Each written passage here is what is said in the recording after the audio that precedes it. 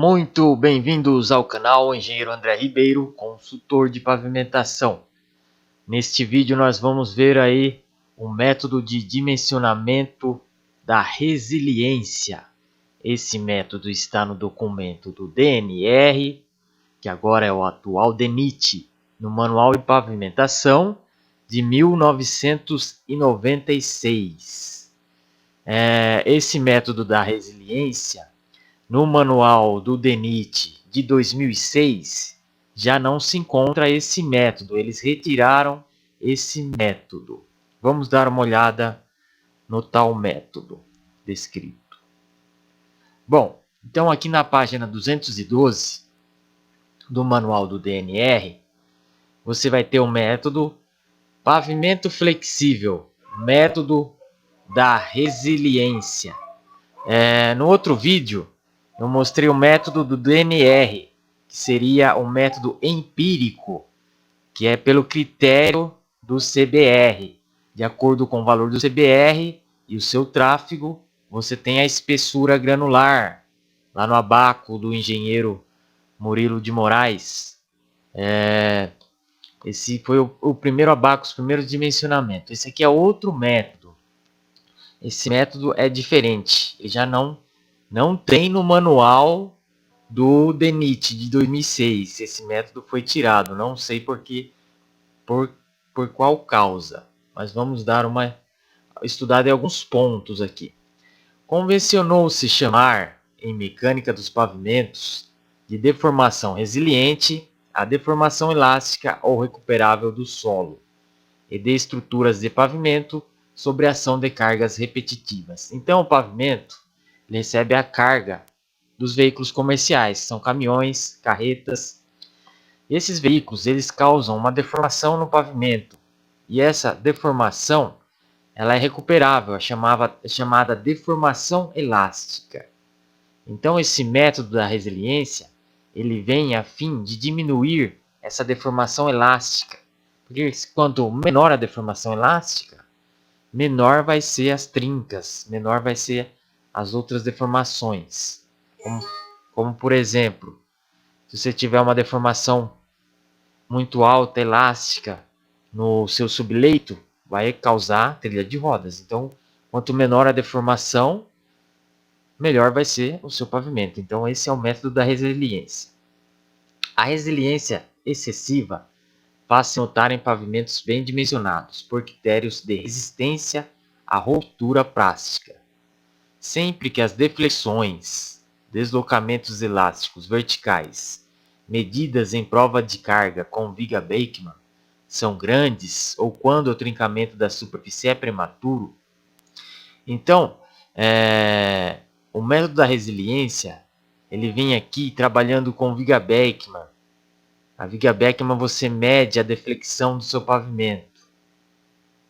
E quanto maior a deflexão, vai ser menor a vida útil.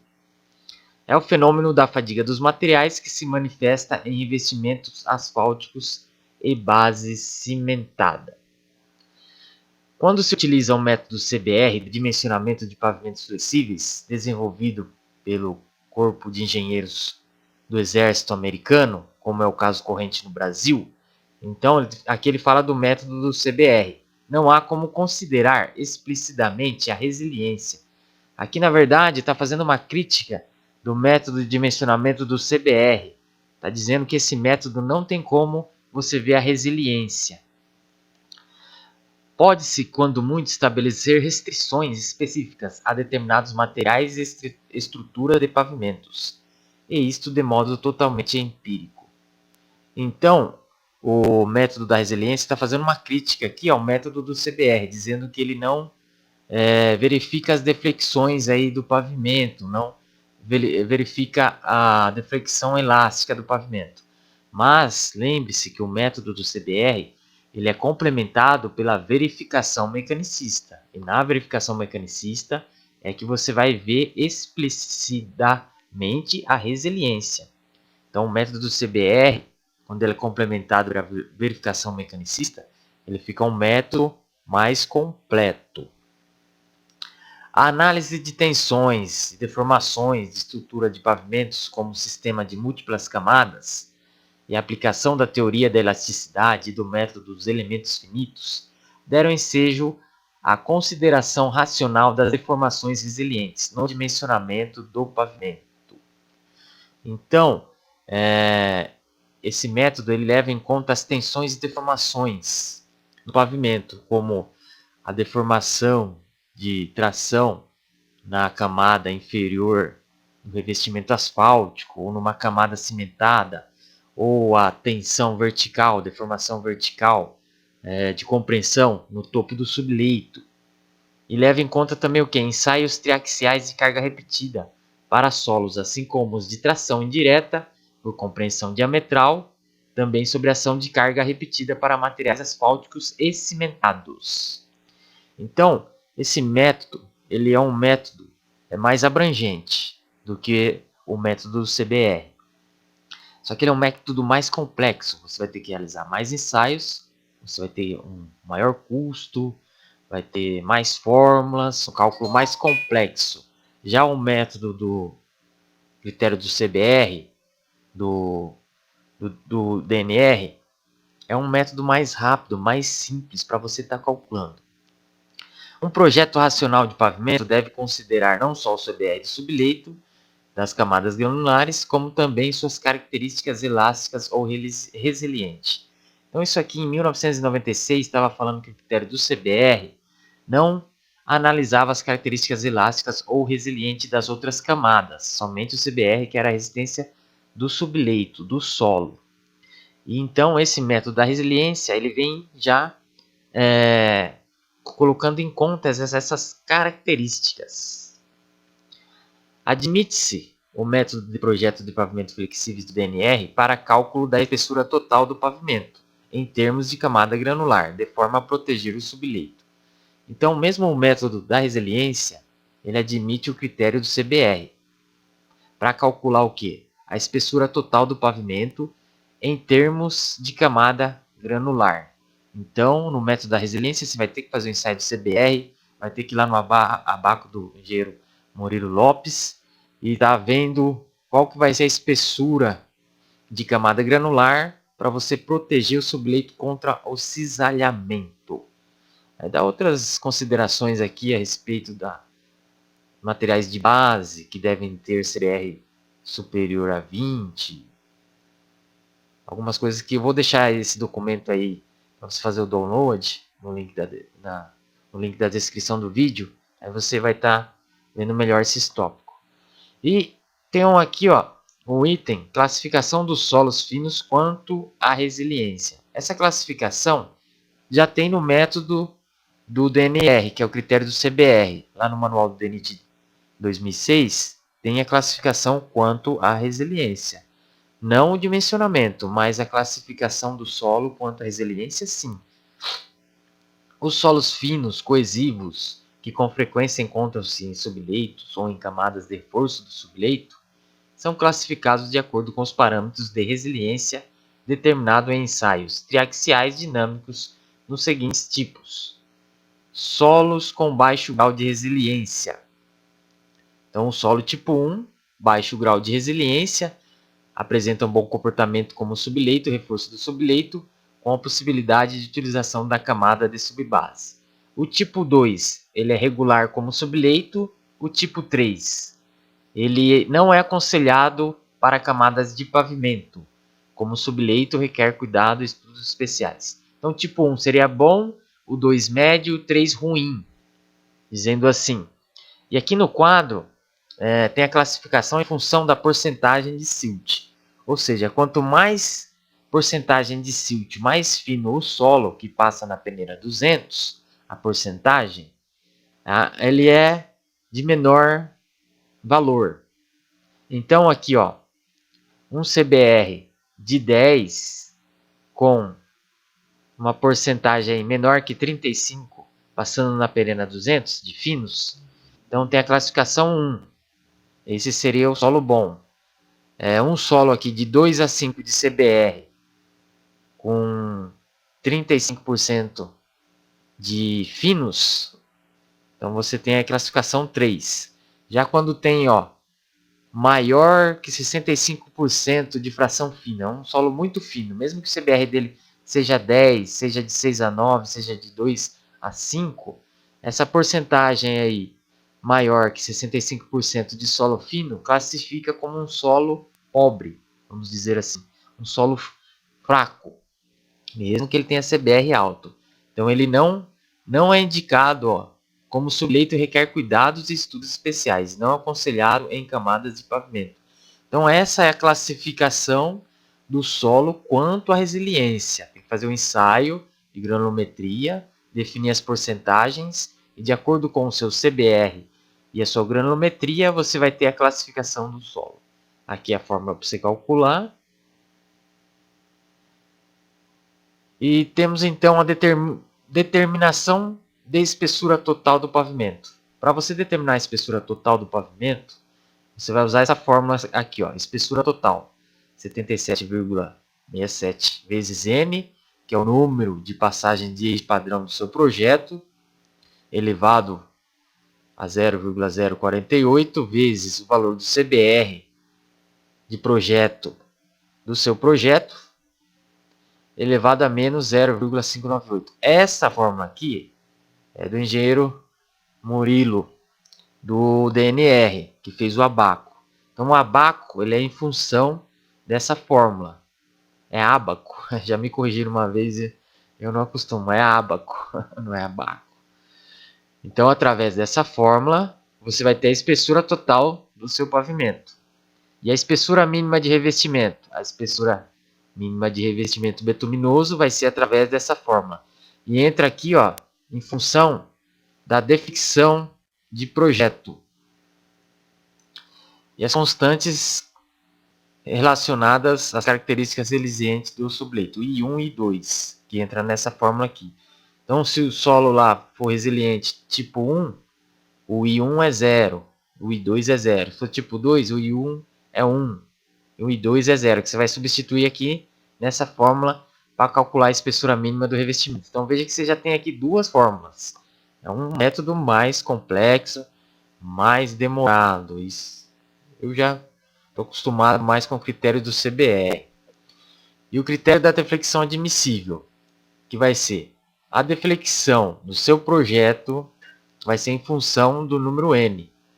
Então, quanto mais passagens de eixo padrão você tiver, se o número N for 20 vezes 10 elevado a sétima, o seu log de D vai ser aí 51 centésimo de milímetro. Se for um tráfego menor, a sua deflexão pode ser maior, então vai ser em função da deflexão. Portanto, a deflexão de projeto deve satisfazer a condição. A deflexão de projeto tem que ser menor ou igual à deflexão característica. Tem uma norma de Viga-Beckmann que dá a deflexão de projeto conforme o seu tráfego. Eu vou ver se eu faço um vídeo a respeito dessa norma. Valor estrutural do revestimento betuminoso. Então aqui você tem uma tabela que você considera aqui, chamado coeficiente K lá do critério do CBR, do DNR, que você classifica os materiais. O material granular é 1, o betuminoso é concreto asfáltico, o coeficiente K é 2. E aqui não, aqui é de acordo com a caracterização do seu subleito. Se for caracterizado lá o solo classificado pelo método da resiliência como 1, 2 ou 3, aí você vai usar conforme o seu tráfego. Aqui é tráfego pesado, 10 elevado a sétima. O resiliente tipo 1, o coeficiente K é 2,8. O tipo 2, 2,8. O 3, o subleito 3 é 2. Então muda, ó, pode chegar até a 4, o coeficiente K. Só que eu já vi dimensionamentos pelo esse método e mesmo com tipo de solo com subleito de resiliência tipo 1, eles usaram o coeficiente 2. Não usar essa tabela. Já vi dimensionamentos desse modo. Aí fica ao critério do projetista, né? Que a gente que fornece o RT fica responsável pelo projeto. E a espessura da camada granular? A espessura da camada granular é determinada a partir dessa equação. E ela tem que ser menor ou igual a 35, a camada granular. a subbase ou reforço do subleito. A espessura dessa camada do reforço é determinada pela seguinte expressão. Então você tem o valor do CBR do subleito e do CBR de reforço. Você divide por 0,7. Por exemplo, você tem um CBR de 3 de subleito menos 10 de reforço, vai dar 7. 7 dividido por 0,7 vai dar 10. Então, sua espessura de reforço é 10, e tem que ser maior, é isso? Maior ou igual a 30 centímetros. Então, aí você vai ter que fazer 3 camadas. No caso, espessura equivalente correspondente ao CBR do subleito. Espessura equivalente correspondente ao subbase ou reforço do subleito. Aqui eu acho que é em termos de espessura que você tem que estar colocando. Eu não entendi bem essa forma, tem que estudar melhor. Já fiz um dimensionamento, mas eu não utilizei o reforço do subleito. Então foi por isso, eu fiz um dimensionamento experimental, não para ser aplicado em campo. E o revestimento betuminoso das camadas integradas é dado por essas fórmulas aqui. Aqui a espessura do pré-misturado, HPM. Aqui HCB, estrutura do revestimento. É bem complexo, tem várias fórmulas para estar calculando pelo método da resiliência. E aqui ele dá aqui, ó, para camadas de base e subbase, pode-se considerar a espessura total da camada granular é igual a HB, que é a espessura da base. Ele fala aqui que a espessura da camada granular dividida por 2 é igual à espessura da subbase. Então, a subbase é a camada da base dividido por 2. A subbase é o reforço do subleito constituído de solo fino de CBR menor que 20, classificado como tipo 1 ou tipo 2 quanto à resiliência. Então, é para usar tipo 1 ou tipo 2 em subbase. A espessura de reforço dessa camada será determinada por essa expressão que nós já vimos. Aí tem os estudos especiais. Estudos especiais consistem na realização de ensaios traxiais dinâmicos para a determinação de características resilientes dos materiais, na utilização de programa computacional de análise mecanicista. Então, nesse método entra estudos especiais também, que é a verificação mecanicista. Você fazer esse método e fazer a verificação mecanicista, então é melhor você fazer o critério do CBR e fazer a verificação mecanicista, que é mais simples, que você pode estar analisando melhor. Você consegue, no meu caso, eu tenho uma visão melhor ali pelo critério CBR do que está acontecendo ali nas camadas. Eu consigo sentir melhor ali o pavimento do que pelo método da resiliência com esse monte de forma. E para um método de projeto de pavimento semirrígido, aqui é a carga da roda, você tem uma tensão distribuída. Aqui é a camada de revestimento betuminoso HR. Aqui é uma base cimentada.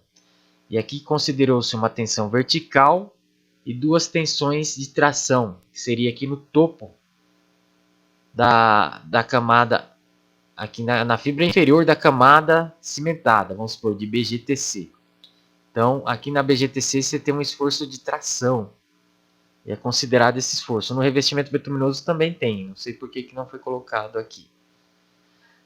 E aqui ele dá o cálculo da tensão de tração e da tensão de compressão vertical na fibra inferior da camada cimentada.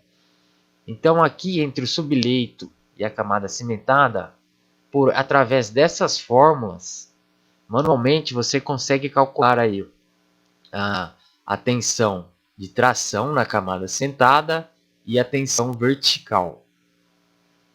Então, manualmente você consegue fazer uma verificação mecanicista dessa camada. Só que em relação ao revestimento betuminoso, que você tem aí uma tensão aí de tração aqui embaixo, na fibra inferior, e também a deflexão do pavimento, não tem uma...